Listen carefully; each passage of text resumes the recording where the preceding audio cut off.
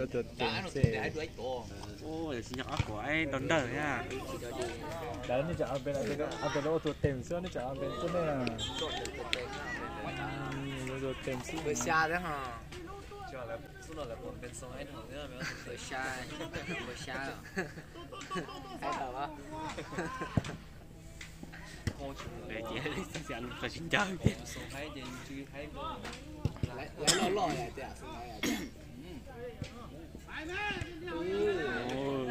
học lại các bạn bên cho chủ用上就先讲这个。wow đi đó lườm với có ý à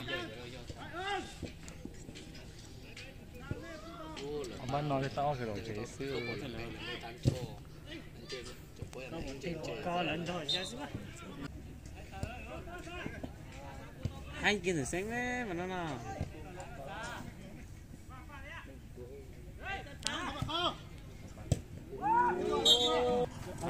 bà tôi tán công là gì như chủ chậu không giờ chị sao thôi đúng số cả thôi sao to hay à rồi đâu lại thì đâu phải giáp rồi thì ốm bà thì bắp rồi à ô gặp luôn sai giờ chỉ có mà chứ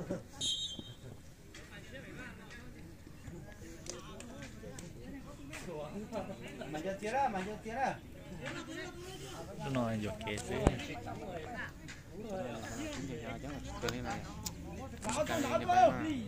tiếng chạy nhảy cho nó có tiền mình chế bao mình chế nó nhảy nhảy mà nó có tiền tao mà có chỉ tiền lấy con nhà có chỉ nhảy cái gì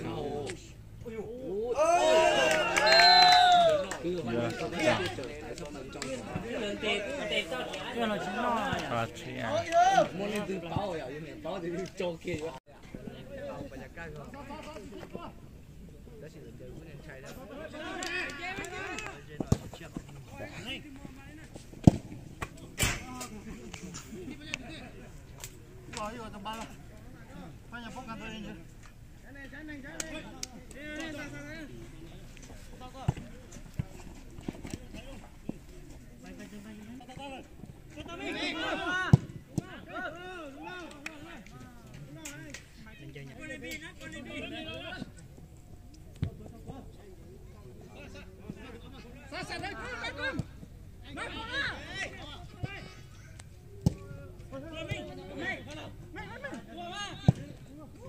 bạn nhớ tới thôi ạ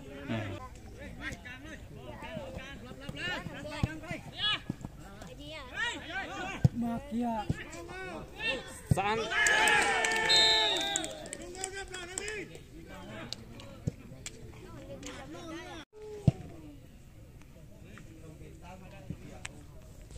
rồi mà là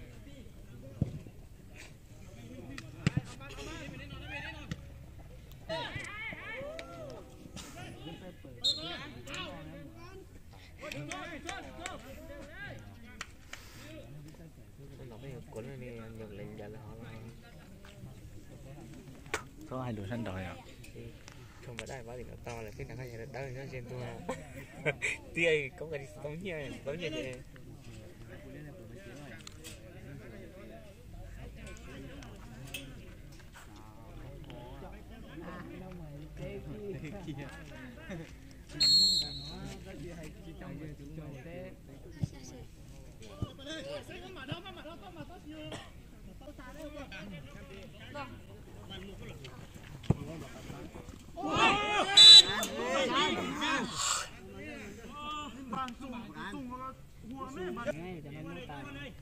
cho nó tán che cho nó một cái là rồi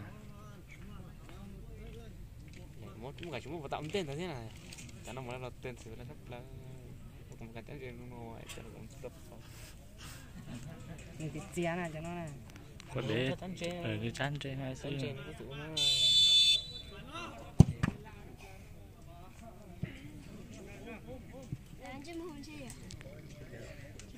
Hãy subscribe cho kênh Ghiền Mì Gõ để không bỏ lỡ những video hấp dẫn.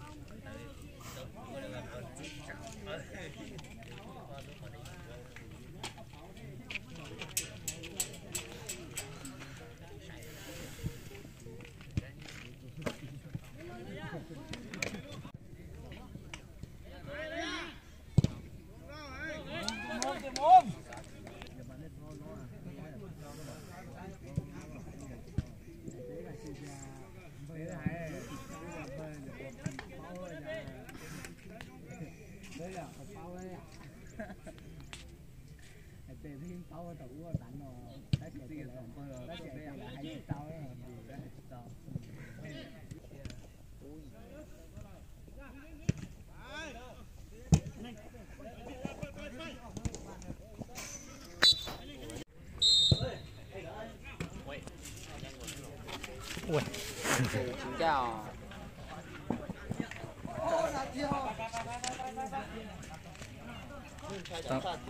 Luôn là cho tận cái tận năng đó. Testo ya. Sì.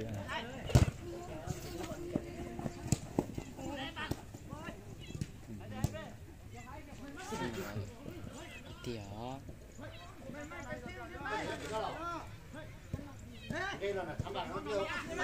Wow. À sao cái áp phóng nước quanh nhà.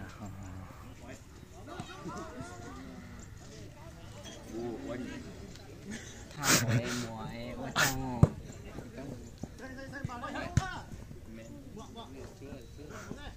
Anh đã đưa luật chúa này cho chàng một cả đi.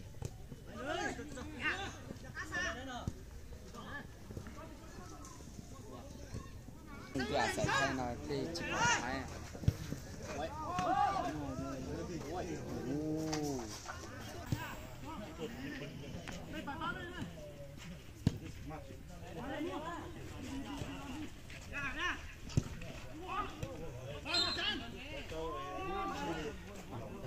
Chào tuổi mình chào đi xin chào khen chào chắp đâu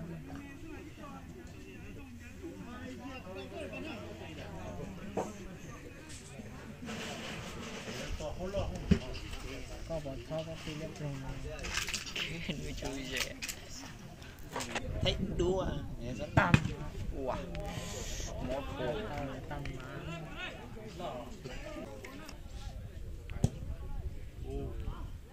Nè, cả về nữa.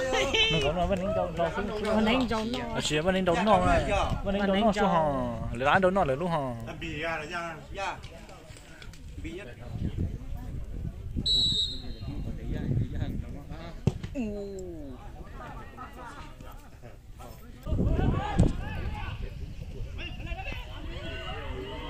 sống đời Con trai là nó là chú của anh chơi sao vậy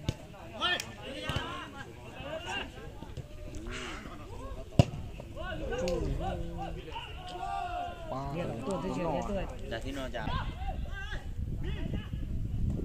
Ôi vô tạ.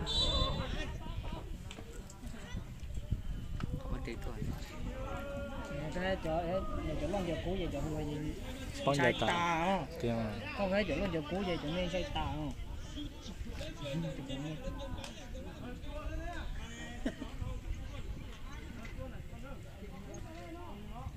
chỗ nó một chỗ này là thấy bất tư trong tuốt lần Sao ra sinh có tuổi. sai bởi sao nhuộm đó là vấn đề đấy Nó đó. mà tôi không nào Tôi muốn cho bảo yêu sát xỉ á. lúc đó thì lúc nó lùi lại thăm lại yêu mà Vô. Thì nó thay đúng nhất không chứ mà. Trăm mùa lại chính là.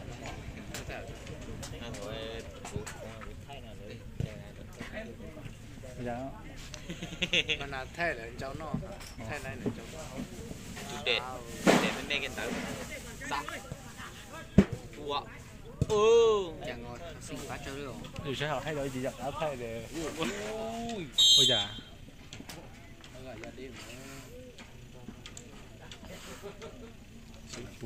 Cũng biết thay gì giặt áo thay rồi kìa. Cắn thì giặt bỏ ha. Chú xe đi. Chú giặt áo bỏ lúc nào ôi cháu. nó tóc lai đó là tóc lai mà ông bằng đó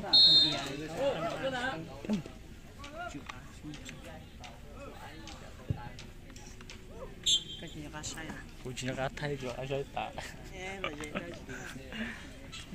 số lại có hai bộ to về lòng thì to số lại một tí à để mà em tôi thấy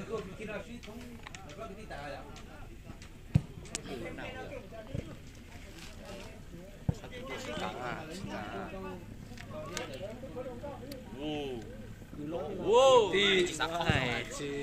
giờ thì sẵn không này mà chụp vừa nè đau Anh là ư. mà chuối già mà chuối già mất tí này tí chơi vậy có cháu mua dùng kia có chi kia hay game của ta chả mất tí để tua mà nhả lên trong mất tí có một tí để cháu ấy chị xin thư đi giảm mà bé hay một trò tục Ôi, tụi con cũng là không có lời gì cả đấy. bên nào đây à Ô.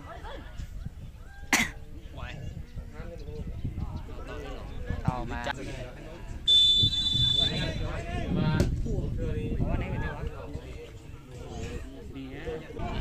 chụp cú rồi vừa lên chuyện nói sao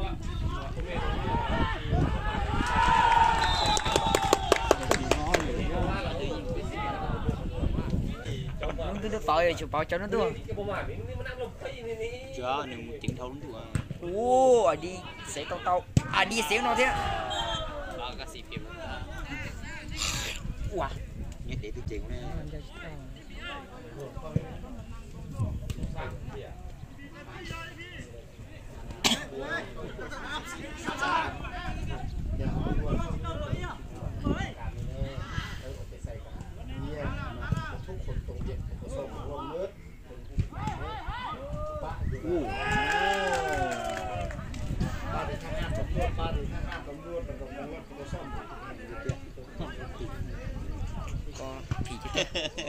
Tôi chúng nó có chụp phí kia. cơ mà con gì to cho phải bắt đúng đi Xẹp con sắp mà chỉ tuôn ha. tao có nó bổ điện Ô, đi dùng tổ. Một lần đã. Ba lú nó lú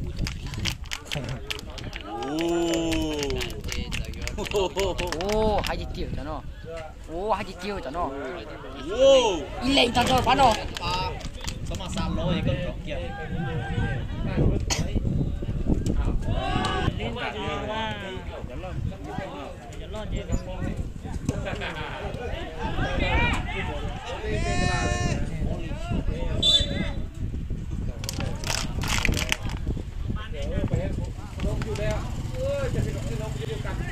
đến lời cái giờ hay chỉ tao rồi với sữa với cái tí cỏ tái bàn cho nó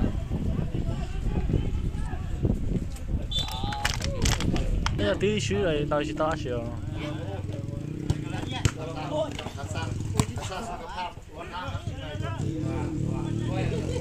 bán nó lên tao nó xí lỡ